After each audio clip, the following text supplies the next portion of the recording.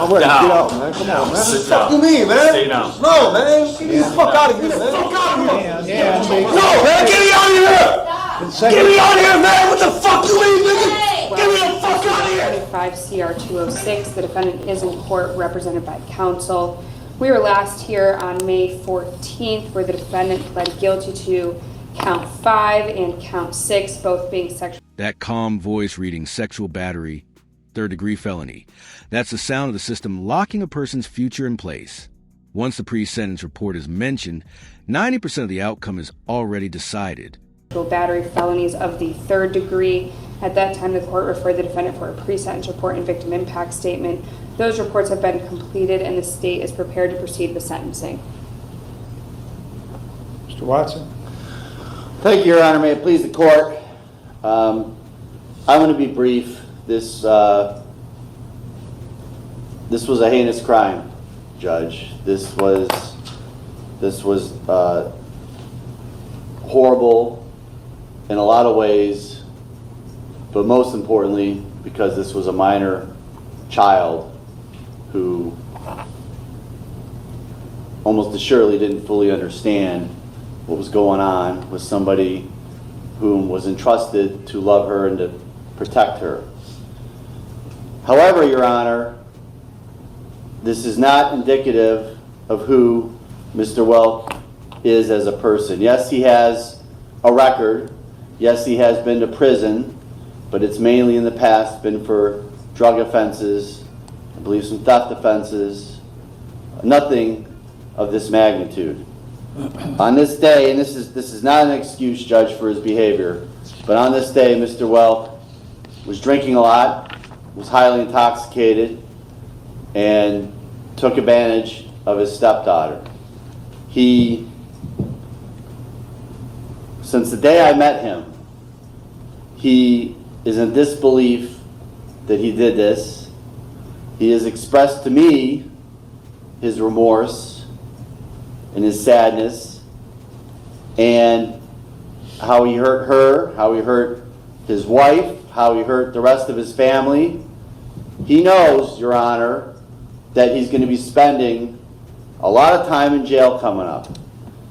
I know there's discretion with the plea with how much time that equates to. This court has a lot of discretion with that. Earlier in chambers, the state and I presented to the court a joint recommendation for 8 years. I'm going to respectfully ask the court to consider imposing that sentence because I believe Mr. Welk is remorseful. I believe that this is not who he is as a person, and I'm hoping when his time is up and he gets out, which by the way, he's going to be reporting as a sex offender for the rest of his life, so he's going to be under a microscope, he's going to be monitored for the rest of his life, but I'm hoping that he'll be able to piece things together, make amends with at least part of his family. I don't know if he can ever make full amends with everybody or not. And you're going to hear from him in just a minute, Your Honor. But again, I don't think this is who he is as a person, and I'm going to respectfully ask the court to consider adopting the joint recommendation. Thank you, Your Honor. Well, what do you want to tell me before I impose sentence?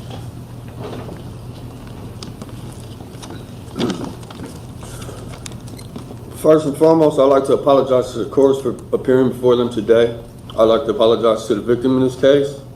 I'm not going to use alcohol or drugs as an excuse for anything. However, alcohol was a main factor in this case.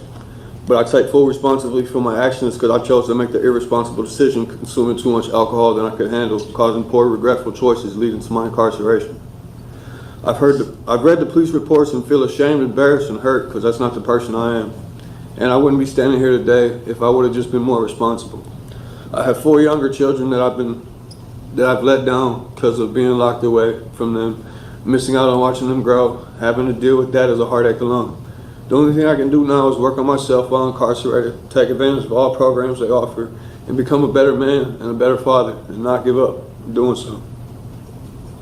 I have to make this my last time in jail, and I plan to. I'm sincerely remorseful to my victim in this case, letting her down when I was supposed to be a father figure in her life. I beat myself up over this every day.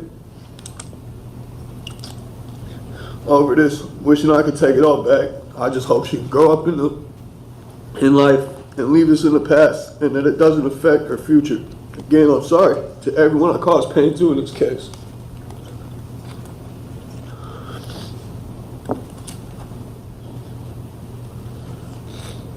Ms. Alessi?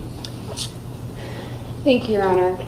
One thing that the defendant said today in court, and even in his pre-sentence report, that stood out to me is that he was supposed to be a loving and caring father. And I couldn't agree more with that. He should have been someone that the victim... Listen closely. This isn't just a statement. This is a surgical move. Prosecutors highlight the victim's age because it instantly raises the severity of the crime. Anytime you hear the words minor child in a sentencing argument, judges shift straight into maximum protection mode. ...to trust and rely on for protection and guidance. And instead, he used his role as a parental figure to manipulate her, exploit her, and violate her.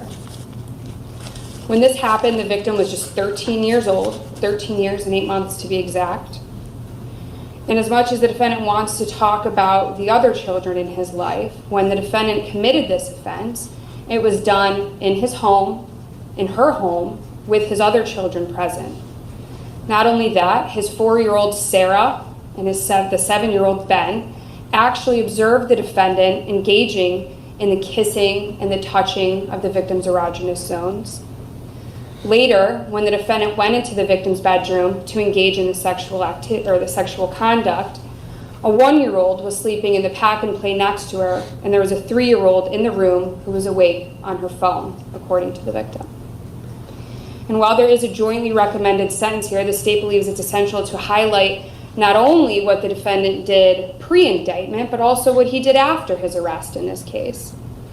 While incarcerated, he continued to communicate with the victim while in the Lake County Jail. He attempted to guilt and manipulate her by blaming her for her own suicide attempt at the East Lake Jail.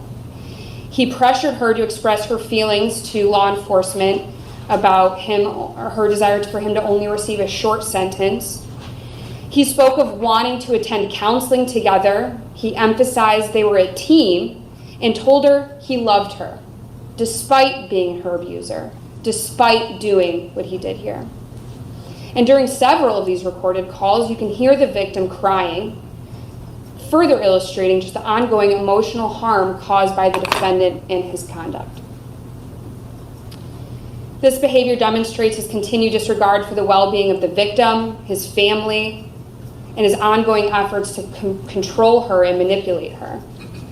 The defendant today in court said he's remorseful, but in the pre-sentence report, he didn't believe he did anything wrong, and he wants to take this to trial. So I'm not sure what this court can believe.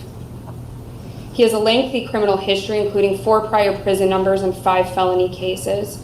And all of this, I think, supports the need for a significant term of incarceration, and respectfully ask this court to impose a jointly agreed sentence of 8 years. Thank you.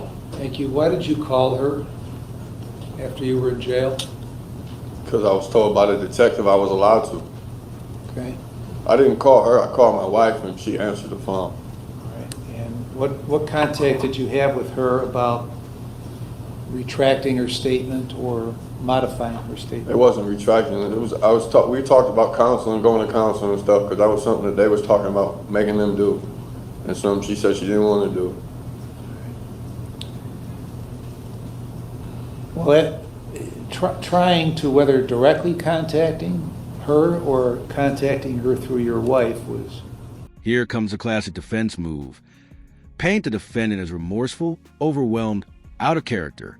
But here's the question for you. Does remorse matter when betrayal is this severe, or is the damage irreversible? Wholly inappropriate.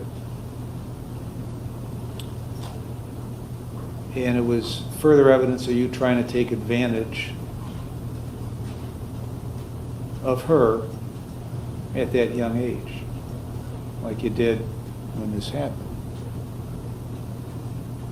Now she asked the detective if she could have contact with me when this case was all started.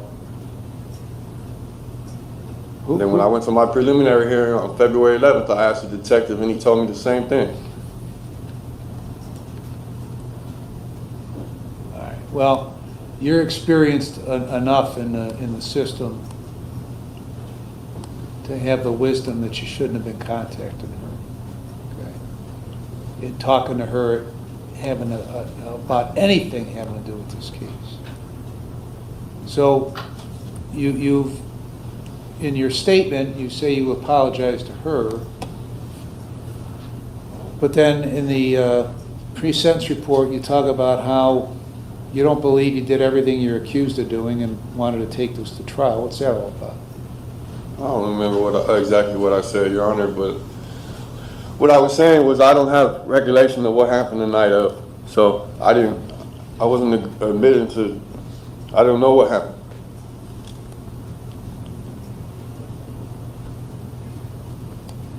So did you or didn't you do this stuff? Yes. And I got to tell you, it doesn't get much worse than this kind of stuff. I understand. You've had a lifetime of criminal activity, but none worse than what has occurred here. So I've reviewed the pre-sentence report and a victim impact statement. I've considered what you have said, what counsel has said. And I've also considered that they've made a joint recommendation of 96 months in prison.